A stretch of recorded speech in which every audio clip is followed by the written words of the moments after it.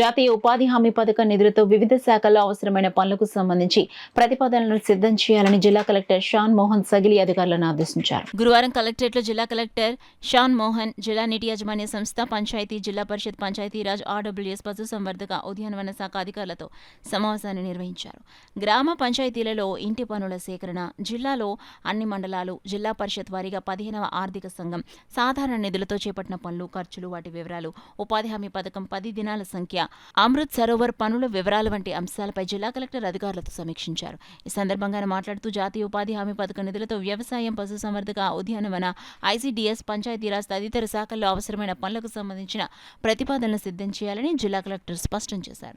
సమావేశంలో డ్వామా పీడీ ఏ Venkatalakshmi, DPO K Bharati సౌజన్య, పశుసంవర్ధక శాఖ JD yes Suryaprakash Rao, ZP deputy CEO GS Ramgopal, ఉద్యాన శాఖ అధికారి Mallikarjunarao, RWS SEM Srinivas, Panchayati Raj EE GL Mallikarjuna, Kakinada Peddapuram డిఎల్డీఓలు, ఇతర అధికారులు తదితరులు పాల్గొన్నారు.